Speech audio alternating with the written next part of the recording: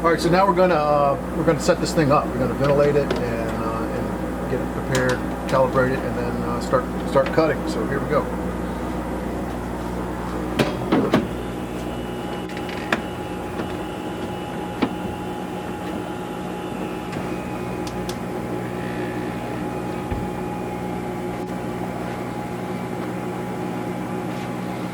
Alright, so we're plugged in. We've got the exhaust hooked up. I'm going to put the dongle in.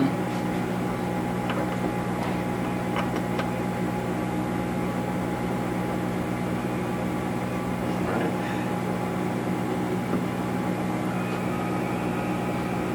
Take a few seconds to load up. While we do that, I'm going to go to the software over here.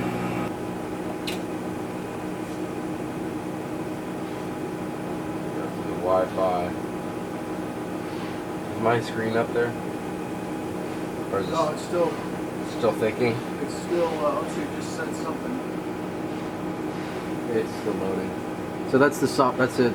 What is this that you're working on right now? This is the Beamo software. It comes with it. So with Yeah, you're up now. Alright. So we're going to go to the network. Alright, so we're going to go to network, connect to Wi-Fi,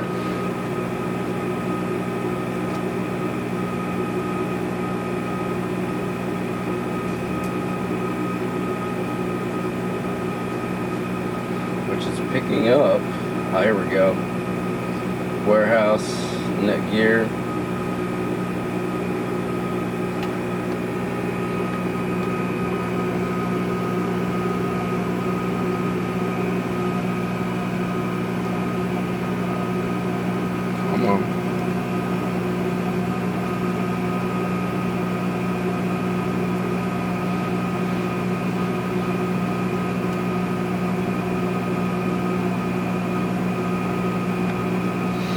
Alright, so we're connecting 26, 25.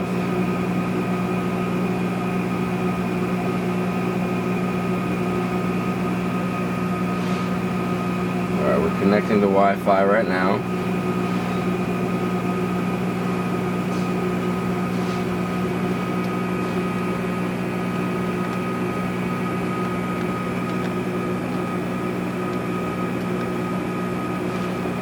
Failed to connect.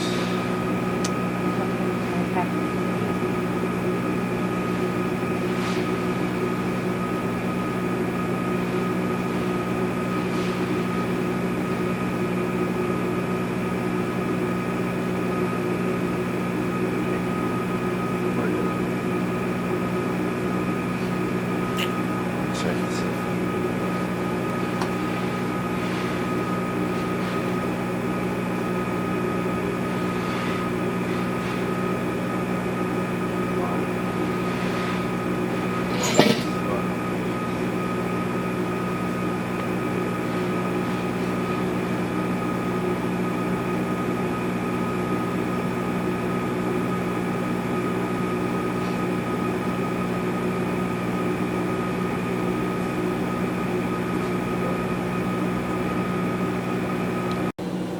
So when you go to the camera setting, you basically start at a point and you drag where you want your image to be captured. Now you don't have to do the full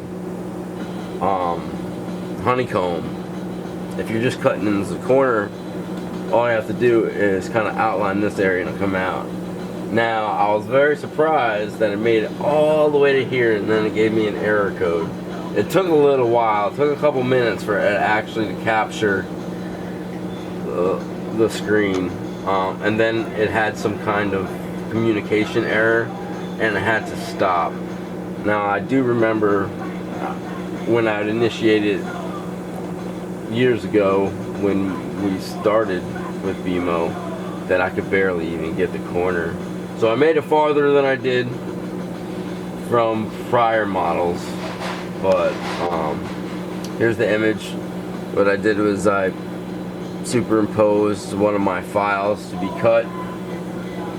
I successfully cut it.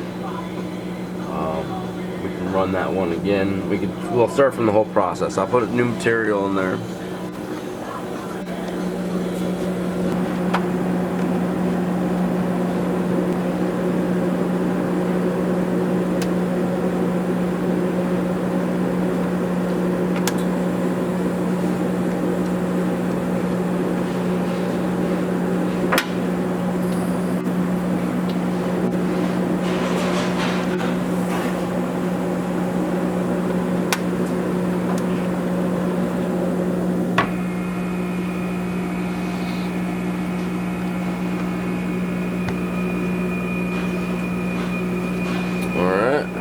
Back here, we're going to try to capture that laser board. Weird.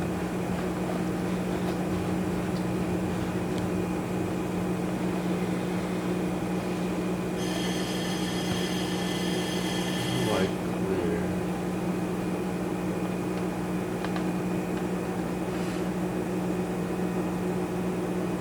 There we go. Alright. So, I know the files, actually I'm going to put a new file.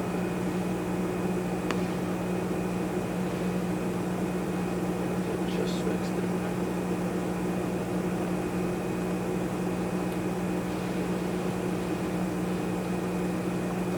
Alright, so I have 3 different colors because I'm having them cut at separate times and at different powers.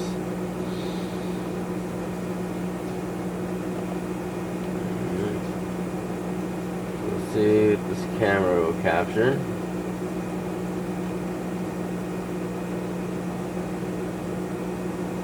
So I basically dragged and stretched the image after I hit the camera icon. And right now if you go over to the machine, you'll see that it's slowly reading. Is it moving over there? Nope. Might be taking a second. I always had an issue with this camera. I never use it because it takes too long. And it always felt buggy. So right now it's not even capturing it. And the screen on the cutter is just stagnant, still the main menu.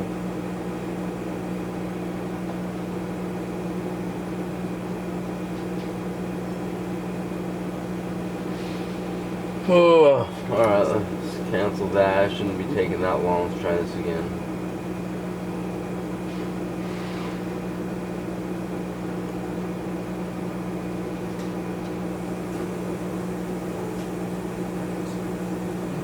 Did it twitch?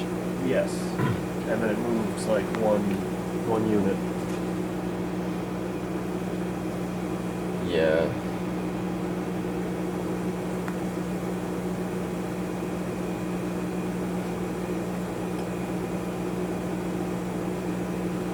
The never-ending wheel.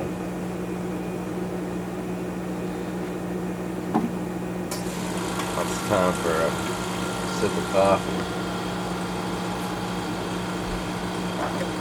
Alright, we're gonna cancel this because this should work better, and it doesn't.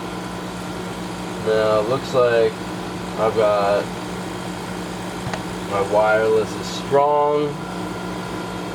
Jamie, in the top right-hand corner, of the screen, you see the wireless icon. Is it, how many bars is it? 3 out of 4. 3 and 4? We have a good connection. It's just thinking real hard. But the camera is glitching. Now sometimes these problems are solved by just completely safely closing and restarting all the systems, but you don't always want to be doing that. Alright, so we're going to try to print this.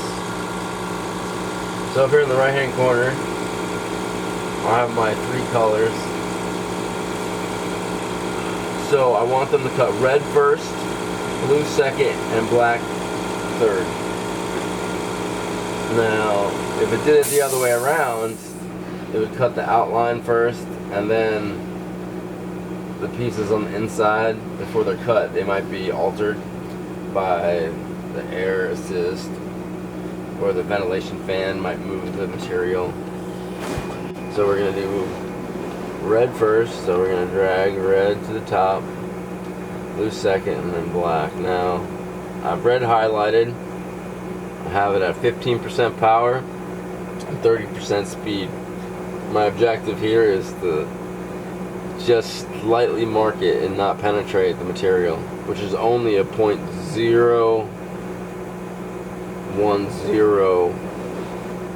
thickness of a laser board, which is basically like a density board that's super thin. So 15, you got the speed at 30 millimeters a second, going into blue. We're gonna need this to cut through, so this will be, let's go 25 power, and the speed we're gonna go 30 millimeters a second. And then the black is gonna be the same as the blue, but I just need to cut the second, so we're gonna do that 25, 30 also. Alright. So now really I'm guessing on where this is gonna end up on the material. If I had the camera, it'd be easier to place.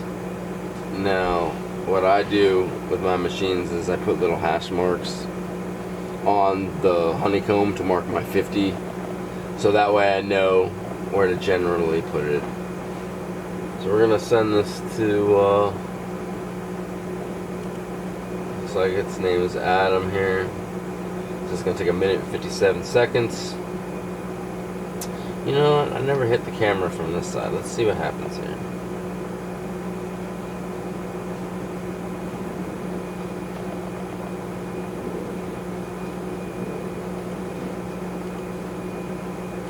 I guess that would have been a different layer if I had captured something. Okay, let's go.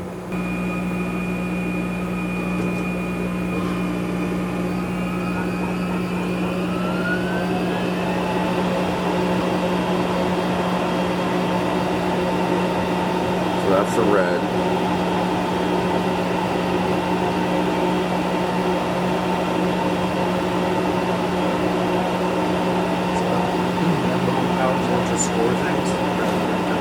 Yeah, and you want to do them faster too than your traditional cuts. By like at least 25%. Kind of like how this one is, instead of just like flipping through and just taking its time, so that it made a different color program. Yeah, so you can. That way it's so when you have material, see, it doesn't know. It cuts it. If you don't tell it to do it any differently, the same path as you designed it. Now, unless you design inside out, when you're eventually going to cut it and you're cutting outside in, your materials shift and they move in there because you got your border that's cut. You know what I mean? So they got your air assist that's pushing wind around. You got your ventilation fan, which is creating pressure. That's why you lay down the Benson magnets. Yeah, that's also because when you want your line to go directly through, you want your 90 degrees there. Now, if it's floating, like if it's a curved piece of wood or something like that, you're going to want to flatten it out. Now, some parts, you can hardly tell it different. You're talking like micrometer off. But if they're detailed and very small parts, it will make a difference in the construction of it. So everything's got to be flat, because the laser is a cone anyway, like this. Now, the wider the cone, the thicker the thing. Where you have to do is where the autofocus comes in, is you want to find your impact point, your flash point, right there, because that's going to create the smallest line through the wood. But if you look very closely, microscopically, it's still like a slight bevel. It's not a direct, straight shot down because it's a conical shape for the laser.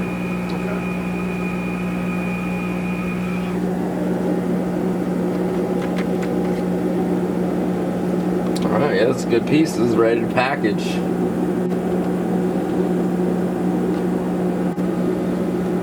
So overall, from box to cut, I would say there is an improvement to the overall machine.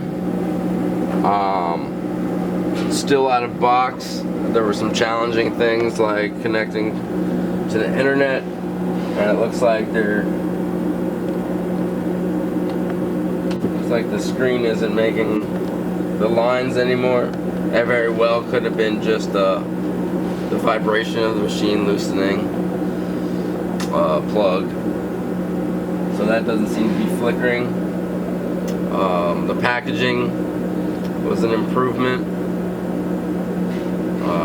The out-of-box experience was an improvement. It looks like the user manual is exponentially better. I think this is a good product. Separate thing. You got two parts to take. You don't have to take the whole thing apart to get to that. Yes. Actually, I thought about that for a second. And I think it may have been like this, but it feels more secure for sure. Last night I thought about that too. I was like, I couldn't remember because these are different than these, and I think I was more thinking about this, the in between one.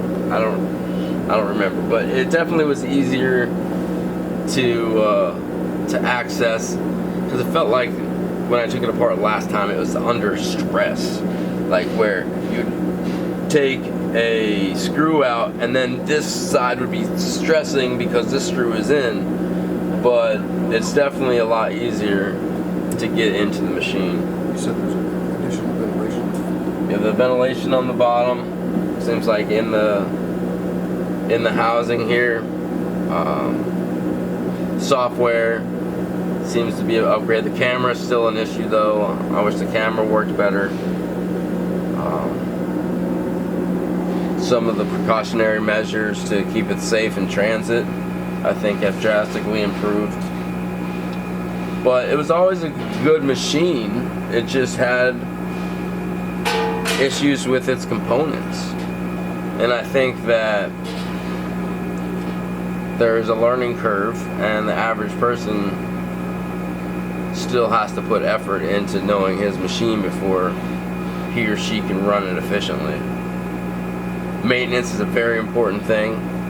I find that keeping it clean tends to extend the longevity of your machine. So a lot of it's user, a lot of it was transit.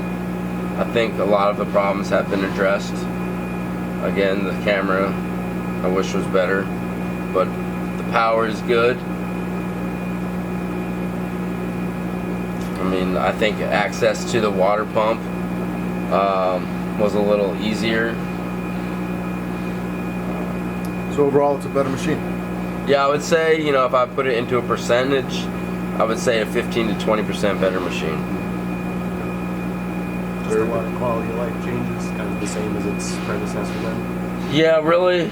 The software, I did notice in the gap between us having it and then us reviewing it again, working with the pros, there has been a lot of firmware updates and software updates that have definitely made it smoother. When you were providing service to customers that bought Beamos, most of your time was spent in the initial startup, right? That with this user manual upgrade and being able to scan and get to more information, that we think that'll reduce. Yeah, I would say about 15 to 20% was startup. I would say the bulk of it, I would say 50% were parts that didn't work. Yeah. Like the water pumps going bad very early, only having maybe 50 hours of cutting time on it, and the water pump gone bad. And the water pump is really hard to change too, so it being a common problem, walking them through because you gotta disconnect things that you're not even changing to access it. So like So now it's improved. yeah, because the laser tube, when you take that laser tube out and put it back in, you gotta align the mirrors again. So that's a very difficult process. you can get used to it. It's very easy to do, but it's still time consuming. And you know, myself in production, if I'm using this in small business or something like that, those gaps of time trying to solve problems can really disrupt the flow and you know, be a liability. So hopefully the pumps are improved. It looks like the same model pump, water pump. So I have some concerns about that. And then the mirror alignment. You know, people not having things cut through, having to explain to them, you know, how to change out a lens, which we haven't done actually here yet. Lots of times a lens cleaning made the big difference in a lot of the customer service. I would say probably about 5%. You know, like, oh, it doesn't cut anymore, and I tell them how to take the lens out. Let's do that here, just to do it quick.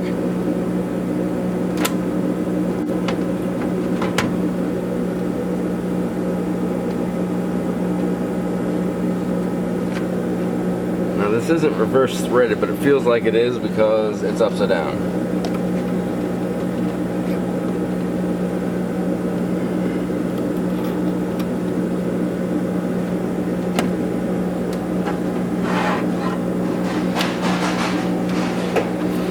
So when you replace the lens, lots of people put it in backwards, and then that'll cause your cuts too. Alright, so you unscrew that, pull that down, and then you have a tightener on top of the lens here.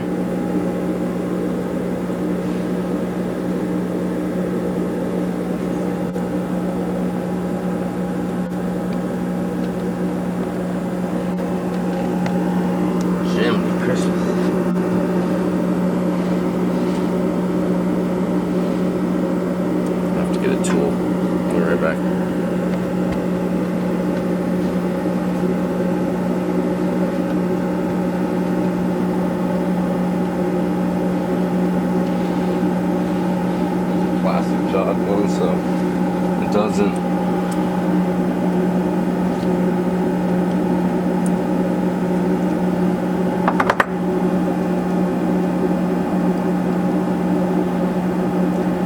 All right, so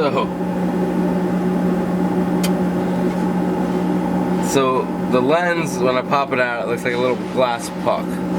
Now one side is flat, and one side has a slight curvature. Now the curvature has to be facing from the source of the laser, because that's what brings the lasers to a point. Like, it's basically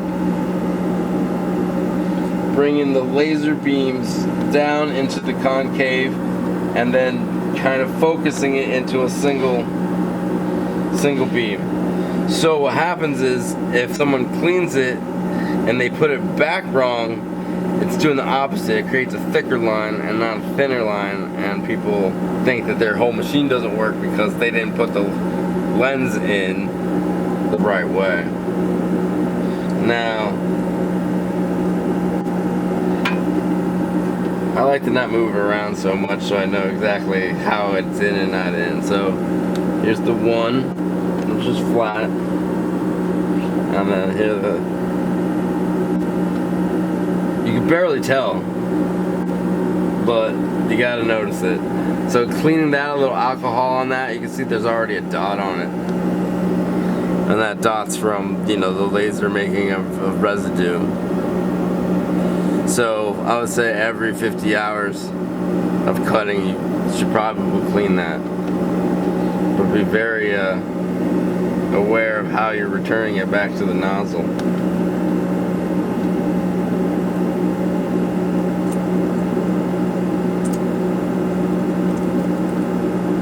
Yeah, so this has always been kind of... Would you clean the lens with the same stuff you'd use to clean the honeycomb? Just like strong alcohol? Yeah, or even Windex is fine. Windex? Yeah, but I would use like a cotton swab to do it.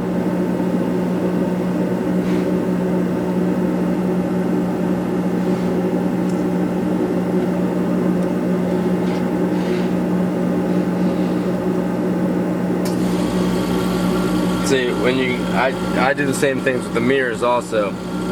I'll hit them with Windex and a cotton swab too. You don't want to put too much pressure because you don't want to tweak them either. You just want to do it. You'll find if you look on, I'll refer to that one, but you can see how it affects a lot of the mirrors that get affected with a lot of usage.